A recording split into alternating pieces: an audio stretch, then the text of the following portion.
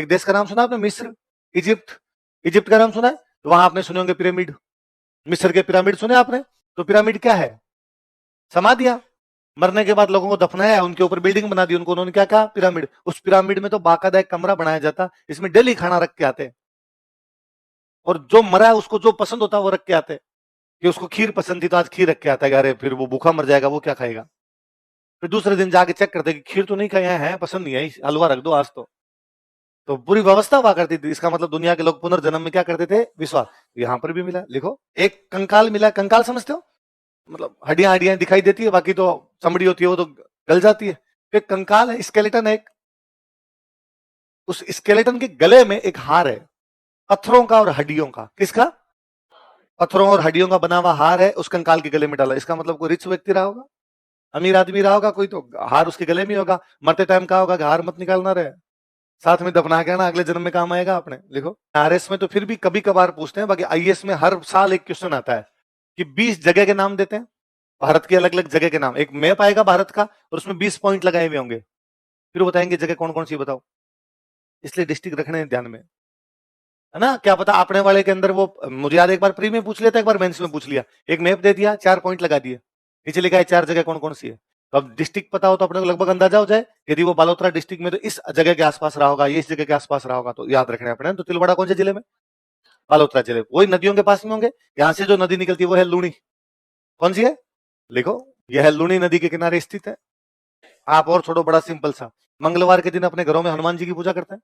हनुमान जी की पूजा लगभग करते हैं अपने। अच्छा, तो हनुमान जी की मम्मी कोई ना कोई प्रसाद चढ़ाएगी। नॉर्मली मेरा गांव में देखा हुआ कि प्रसाद के नाम पे चूरमा चढ़ाते हैं, गांव में चूरमा वगैरह बना के चढ़ाते हैं, लड्डू चढ़ा दो, कुछ भी भोग लगाते हैं कुछ ना कुछ। तो क्या तरीका होना चाहिए? एक तरीका तो यह है कि मम्मी चूरमा लाए या मम्मी लड्डू लेके आए और हनुमान जी की मूर्ति की लाके लगा दे, लो हनुमान जी जिम लो। पर मम्मी ऐसा नहीं करती, मम्मी चूल्हे से लाती है दूपिया, खीरा, वो हनुमान जी के आगे रखती है और फिर चूरमा उस पर रखती है, क्योंकि मम्मी जानती है हनुमान जी नॉट रिचेबल है, डायरेक्ट हनुमान जी उसे लेंगे नहीं। अग्नि अमेजोन का काम करेगा। पार्सल लेके कौन जाएगा? ये अग्नि। अच्छा, अग्नि भी देवता है, अग्नि केवल डाकिया नहीं है। ये नहीं कि आपका मैसेज इधर से उधर कर रहा है, अग्नि देवता है। इसलिए मम्मी जब अग्नि पे भी चूरमा रखती है तो एकदम हाथ के हाथ रख के सम्मान पूर्वक, विद रेस्पेक्ट। ये थोड़ी मम्मी चूरमे की गोली बना करती है, अग्नि कैच नहीं करती ना ऐसे। यहाँ अफगानिस्तान की चीजें मिली है। यदि कहीं से अफगानिस्तान की चीजें मिल रही है, इसका मतलब अफगानिस्तान से कुछ ना कुछ तो ट्रेड है। या तो वहां के लोग यहाँ सामान खरीदने आएंगे और उसको दे के गए होंगे, या यहाँ के लोग वहां अपना सामान बेच के आएंगे और वहां से बदले में कुछ लाए होंगे। क्या मिला भाई अफगानिस्तान का? अफगानिस्तान के पत्थर मिले अपने को।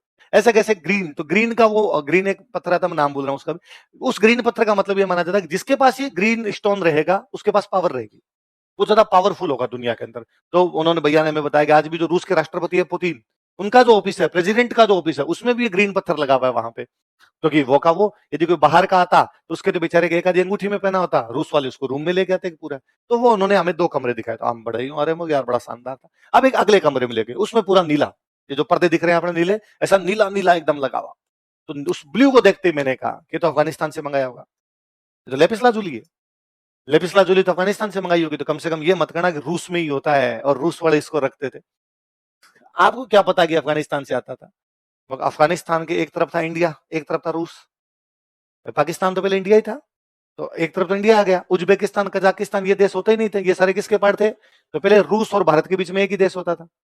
अफगानिस्तान क्रॉस करते रूस, रूस वाले अफगानिस्तान क्रॉस करेंगे तो इंडिया। तो जो अफगानिस्तान से लेपिस लाजुली रूस जा सकता है, तो अफगानिस्तान से लेपिस लाजुली। और मैं क्या, हमारे तो राजा रानी छोड़ो, आहड़ वालों ने यूज ले रखा है साहब। जने जने के पास नीला पत्थर घूम रहा था, वहां पे लाजवर्द का प्रयोग कर रहे थे। लाजवर्द कहां से आया है? क्या बोलते हैं लाजवर्द को इंग्लिश में? Lapis lazuli. इसलिए इंग्लिश वाले तो आज तक ही बोलते हैं बे ऑफ पर्सिया, हिंदी में हम कहते हैं फारस की खाड़ी, बाकी बे ऑफ पर्सिया है। तो वो पर्सिया, फारस या ईरान एक ही चीज है। आपको याद हो तो मैंने रेड में एक इंडो ग्रीक सिक्का बताया था, कैसा? अपोलोडोर्स का सिक्का। तो मैंने कहा था अपोलोडोर्स एक राजा का नाम, अपोलोडोर्स नाम का एक राजा है, वो ग्रीक राजा है। वे ग्रीक जो इंडिया की तरफ आ गए थे वो क्या कहलाए थे? Indo Greek. इसलिए इंडो ग्रीक राजा का सिक्का मिला, उस राजा का नाम क्या है? अपोलोडोर्स। अपोलो वहां भगवान का नाम है। यूनान में, ग्रीस में एक भगवान का नाम क्या है? अपोलो। जैसे अपने सूर्य, अपने सूर्य भगवान ही तो है, सन को गॉड ही तो माना जाता है। तो जैसे अपने सूर्य भगवान है, उस सूर्य भगवान को यूनान के लोगों ने, ग्रीस के लोगों ने क्या कहा? अपोलो। क्या कहा? अपोलो। जैसे अपने भगवान का नाम क्या है? सूर्य, तो अपने राजा का नाम हो सकता ना सूर्यवीर, हो सकता ना? अपने राजा का नाम हो सकता ना सूरज। अपने राजा का नाम हो सकता है ना आदित्य, और राजाओं का नाम रहे आदित्य वर्धन, इस प्रकार के नाम रहे, उनके सूर्य को क्या बोलते, तो राजा का नाम अपोलोडोरस। भगवान का नाम राम, तो राजा का नाम राम सिंह। भगवान का नाम कृष्ण, तो राजा का नाम किशन सिंह। अपने भी तो रहे हैं ना, तो वहां पे भगवान का नाम क्या है, अपोलो, तो राजा का नाम क्या हो गया, अपोलोडोरस। पर अपने को यहां से आहड़ से एक सिक्का मिलता है यूनान का, कहां का, तो हम कहते हैं ये यूनान का सिक्का है, ग्रीक कोइन है। क्या क्या क्या इसका एविडेंस है, ग्रीक कोइन है कि उसमें अपोलो की पेंटिंग है। किसकी पेंटिंग है, अपोलो कहां के भगवान, यूनान, कहां के, यूनान, ग्रीस के भगवान। और यदि अपोलो की पेंटिंग किसी सिक्के पे बनी, इसका मतलब सिक्का कहां से आया, जैसे वहां कंकाल के गले में हार मिला है, यहाँ पे बाकायदा डेड बॉडी के पास में आभूषण रख रखे हैं, उसने कहा नजदीक रख देना, फिर मरते ही आगे जब जाऊंगा तो हाथों हाथ अंगूठी अंगूठी पहन लूंगा मैं, लिखो। तो मैं नोटिस करता हूँ कि घर में जो छोटे बच्चे होते हैं, बहुत छोटे बच्चे होते हैं, कई छोटे बड़े बड़े चंचल होते हैं, चारपाई पे चढ़ गए, कूद गए, किसी के लग गई, 2-4 मिनट रोए, फिर वापस कोई कुर्सी पटक ली ऊपर, कभी इधर दीवार पे चढ़ने की कोशिश करेंगे, बड़े चंचल होते हैं। तो घर वाले कहते हैं ओ टोकड़ी है, मतलब मैं टोकड़ी समझे, गाय का बछड़ा, तो गाय के बछड़े की तरह कितना यार ये चंचल है, कितना एक्टिव है, एनर्जेटिक है, इधर घूमता है, गिर जाता है, लग जाती है, पड़ जाता है, वापस खड़ा हो जाता है। और कुछ बच्चे होते हैं सुबह खड़े हुए, खाया पिया फिर पड़ गए, फिर खाया पिया फिर पड़ गए, घर वाले कहते हैं पाड्डू है रे, सारे दिन पाड्डे की तरह खाता पड़ा रहता है ना। इसका मतलब पाड्डा क्या होता है, आलसी। और एक्टिव कौन होता है, बैल। इसलिए खेती में क्या यूज है, आहड़ में एक जगह से 6 चूल्हे मिले, कितने चूल्हे, एक जगह से कितने चूल्हे, 6।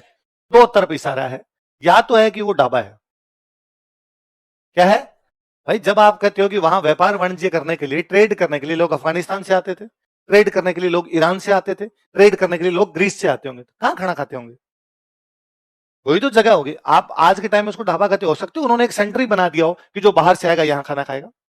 ढाबे का मतलब आप ये समझ जाते हो कि सर वहां रुपए देके खाना खाते हैं, नहीं होगी, क्या पता रुपए वाली व्यवस्था। उन्होंने कहा भाई ये एक जगह है जो बाहर से आई यहाँ पर खाना खा ले, ये हो सकता है, ये हो सकता है ना, बारात आई तो रुकती होगी।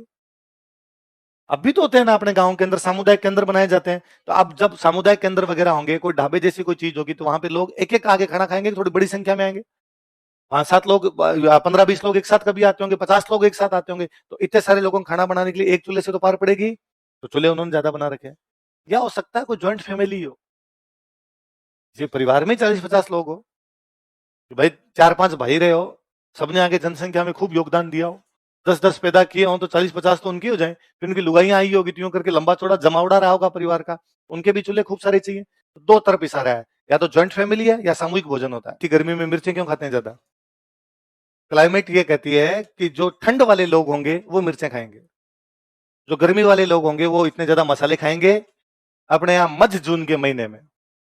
और आदमी आराम से कहता है कि एक एक गरम गरम समोसा हो जाए तो मजा आ जाए।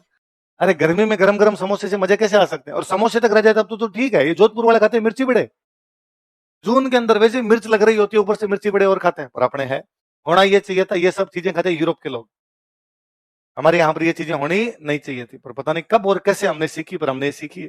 और ये अपने इन राजस्थान वालों में अपने तो ज्यादा है, उल्टा आप इधर जाओगे ना यूपी बिहार साइड में, नहीं है मसाले ज्यादा, वो थोड़े कम मसाले खाते हैं, अपने तो खाली मिर्चें मिल जाए उससे खा लेते हैं। तो मेरा एक गंगानगर का रूममेट था बीकानेर में, फिर वो एमबीए करने के लिए पुणे चला गया, तो उसने एक दिन बताया कि यार मैं जब एमबीए करता था तो हमारी क्लासें थोड़ी लंबी लगती, सुबह 9 बजे क्लास शुरू हुई, शाम को 5 बजे तक लगती थी। एक दिन यार मेरे को 11 बजे के आसपास भूख लग गई, तो मुझे लगा यार जाके कुछ ना, सुबह खा के नहीं आए थे, रूम पे जा कुछ खा लेते हैं। मैं रूम पे जब आया तो हमारे जो कुक आता था वो आया ही नहीं था तब तक, तो मुझे लगा यार कुक का वेट करेंगे, आएगा, वापस क्लास लग जाएगी, खुद ही बना के कुछ ना कुछ खा लेते हैं। बनानी आती थी रोटी, तो सब्जी बनाएंगे तो समय लगेगा, एक काम करते हैं नमक मिर्च के परांठे बना लेते हैं। नमक मिर्च के परांठे तो बनते हैं, आटे में नमक मिर्च लगाया, परांठे बना लिए फटाफट 3-4। अचार पड़ा हुआ था गांव से आया हुआ हरी मिर्च का, तो हम ये खा लेते हैं। दही ला के रख लिया था, तो दही रख लिया, दही में थोड़ी नमक मिर्च डाल ली तो स्वाद आ जाएगा। तो एक मेरा रूम खुला देख के एक मराठी फ्रेंड था, वो आ गया, उस मेरे मित्र ने बताया, तो उसने आते मेरे मित्र से पूछा अरे क्या कर, उसने कहा भूख लगी थी, खाना खा, आजा तू भी खा ले। तो उसने पूछा क्या बनाया, तो यार अब टाइम किसके पास था यार, क्या बनाना था, ये नमक मिर्च के परांठे बनाए। फिर उसने देखा कि मैं हरी मिर्च के अचार के साथ खा रहा हूँ, फिर उसने देखा कि मेरे दही में भी नमक मिर्च है, तो उसने कहा कि पानी वाले गिलास में क्यों नहीं डाले ये क्यों खाली छोड़ रखा है, यहाँ पर भी नमक मिर्च का प्रयोग करना चाहिए था भाई साहब। तो वो बात है सिलबट्टा, वो का वो पश्चिमी राजस्थान वालों के लिए चावल का मतलब है होली दिवाली पर मिठाई, होली दिवाली पर मीठे के रूप में चावल बना करते थे, क्योंकि जब आपके पानी नहीं है तो आपके चावल होगा कहां से, जबकि आप उदयपुर साइड में रहे तो उधर वो पानी है तो चावल की संभावना ज्यादा है।